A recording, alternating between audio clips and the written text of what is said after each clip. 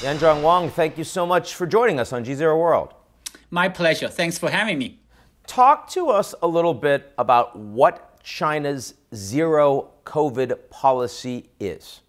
Well, that policy, I think, has been formally in place, after March 2020, when China essentially contained the spread of the COVID virus in Wuhan. So they want to sustain the achievements they made.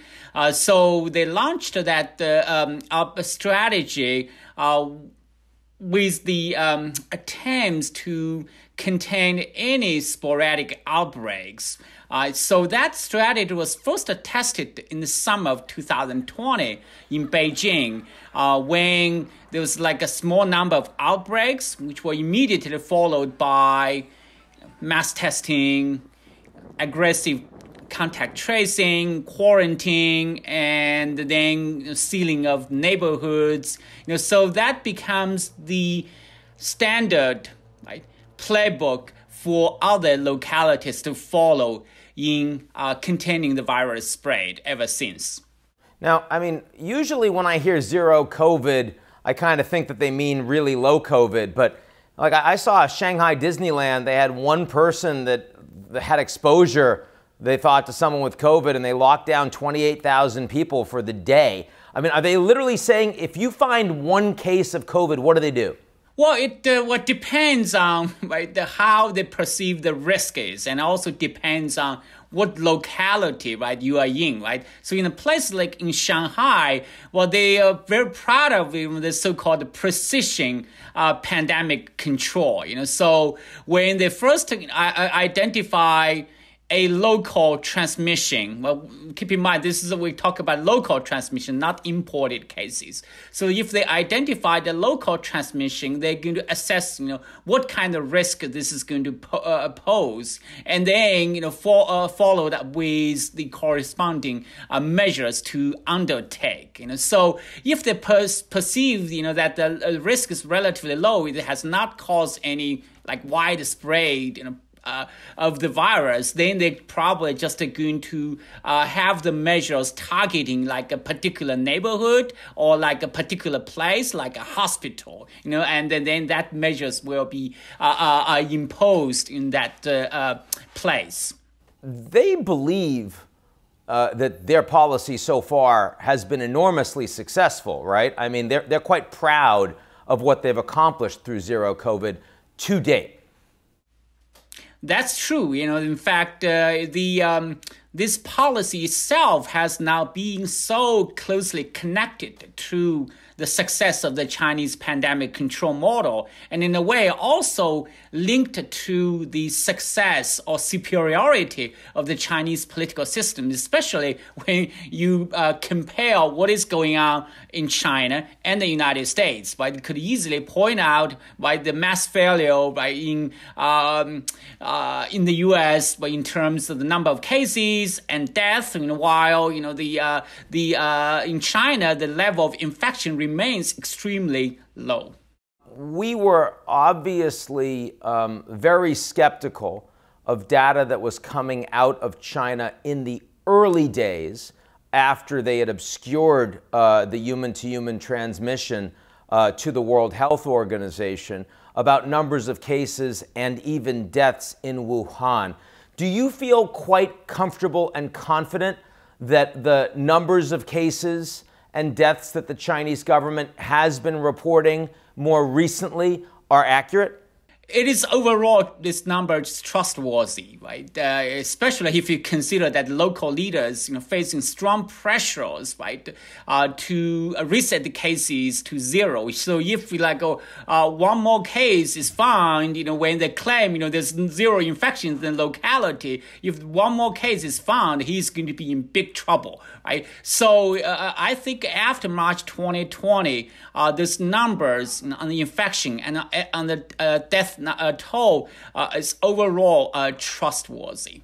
So what that implies is that very, very few Chinese to date have actually gotten COVID. There are very few Chinese with antibodies against natural antibodies against this disease.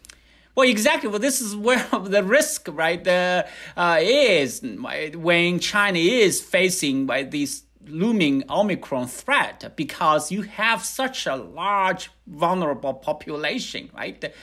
Few of them develop a natural immunity because they're not exposed to the virus. And then you talk about the vaccines, but despite the very high vaccination rate, we talk about 86% of people fully vaccinated, but we know the vaccines are not effective in terms of preventing new infections. So the antibody levels, right, is in the entire country is very low.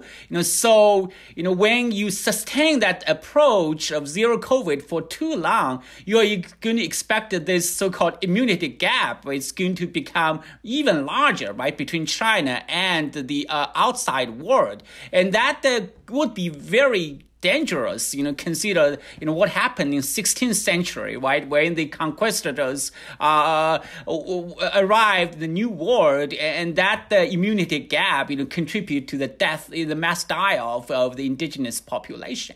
Yeah, and so you're talking about the lack of utility of the Chinese vaccines against Omicron. The mRNA vaccines, especially the booster shots, are much more useful, Pfizer and Moderna.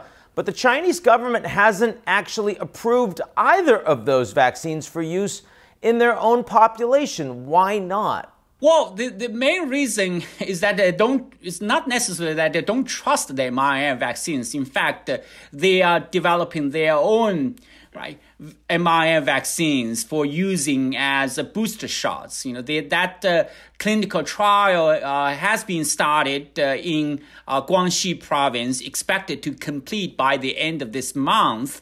The problem is that they prefer to have the homegrown vaccines to imported ones. So I expected once they approve their own mRNA vaccines, it makes it more likely for them to approve the BioNTech's vaccines. So what do you think is going to happen in China over the coming months? Because we know that Omicron is vastly more transmissible than Delta and other previous variants, and yet the Chinese policy is orienting at stopping precisely that. Yeah, I think the coming month will be crucial, right? Because for the government, you're not going to expect them to abandon the zero COVID strategy, but indeed you're going to see them to double down on the campaign against the virus. And in the meantime, they're facing a variant that is so highly transmissible, right? It makes the existing approach, right, very difficult, right, to achieve its objective, resetting cases to zero, and the cost, right, associated with that approach will become, I would say, exponentially higher. So, if the existing approach, especially if it fails to contain the spread of the new variant and leads to the explosion of the cases in the country, that is basically why this means that the China will be experiencing a devastating impact of the new variant. This is a policy that is identified very closely with the president of China, Xi Jinping. How far do you think this potentially goes if they get explosive case transmission? Well, if they indeed get this explosive, right, the cases in the country, well, that is tantamount to basically suggest that this approach, right, is done, right? It's over, right? It has to be abandoned. But and China certainly will suffer the short-term pains, right? And potentially there could be social political implications, But if they can muddle through the crises, right, that might take like a couple of weeks, before the whole country is being exposed, right? So they might be actually in much better shape, right? In learning to coexist with the virus.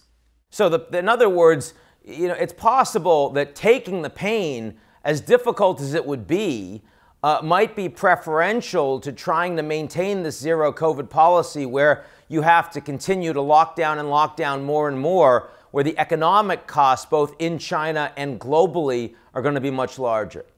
But exactly, well, so this is essentially what is trade-off between the short-term pain and the long-term pain. In my opinion, right, I think the long-term pain would be a problem for China, considering the social economic cost and the impact on China's foreign relations.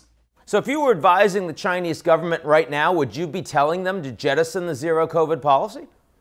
Absolutely, I think, but I think the timing is not good for now because of the Winter Olympics, right? It's around the corner. So, but I would say after the end of the Winter Olympics, there is a policy window that the Chinese government should seize upon in terms of lowering people's expectations. Teaching people to correctly, right, understand what this new this COVID virus is, including the new variant, and also no longer, right, frame the risk, the virus as like a horrible, so dangerous problem to China. And in the meantime, started to approve by the mRNA vaccines to use them as booster shots, especially on immunosuppressed population. And if the new antiviral drugs become available, I think it will also help. So in this way, you are going to minimize this potential, right, the devastating impact, right, that even a small opening is going to cause, right, to the entire country. But you don't think that is going to happen? Well, I think it is possible, that if you look at how the government abandoned the previous but unfunctioning or unpopular policy, well, it's not going to be like the government formally announced the end of the policy. They just quietly abandoned it or replaced it with a new policy, and people seems to be fine with that. So Yanzhang, I mean, in a matter of weeks, China's going to be hosting the Beijing Olympics. And I mean, my God, if any of these athletes end up showing up with COVID, I mean, what kind of a message is that going to be sending to the Chinese people who are dealing with these incredibly repressive measures at home? Well, I think that they're confident that the precaution measures they just announced will be sufficient to minimize new infections in the bubble and also to minimize the exposure, right, of the Chinese people to the new variant. So they have the lessons from the Tokyo Summer Olympics. To try to fix the loopholes. The Tokyo Games. That the people, even they were not fully vaccinated, could still, right, participate. But now what China basically told them, you have to be fully vaccinated. Otherwise, you have to spend 3 weeks in China before you can enter the bubble, right? So people also, those participants are not allowed to leave the bubble before the games are over. So they hope these measures will, right, be effective. Even though there might be like small outbreaks or new infections, it's going to be confined in the bubble. Because we know fully vaccinated doesn't cut it when it comes to Omicron. So again, it just sounds like they're taking, suddenly with the Olympics, they're taking a lot more risk than they're taking around anything else in China. Yeah, absolutely, right. This is the problem of that zero COVID strategy is that they cannot tolerate even like one infection, no matter how mild it is, right? But we know even the best vaccines cannot prevent people from getting infected. Right, so in that sense, but even the high vaccination rate as high as 86% becomes irrelevant, right, in terms of fulfilling the expectations of that strategy. One of the things that's been interesting to me is the fact that the Chinese, of course, through all of this, are traveling so much less. And indeed, the Chinese president has not left the country since January of 2020. Do you feel that Chinese leaders, Chinese elites, are themselves becoming more isolated from the rest of the world? And do you think that some of that may end up permanent even after we're done with the pandemic? Well, I think the last thing China wants, or Chinese leaders want, is to be isolated at the international stage, right? Diplomatically, economically, and politically. So, I think especially when other countries learn to live with the virus, right, and that the pandemic's becoming an endemic, right? I think the China will find that the zero tolerance strategy unsustainable, right?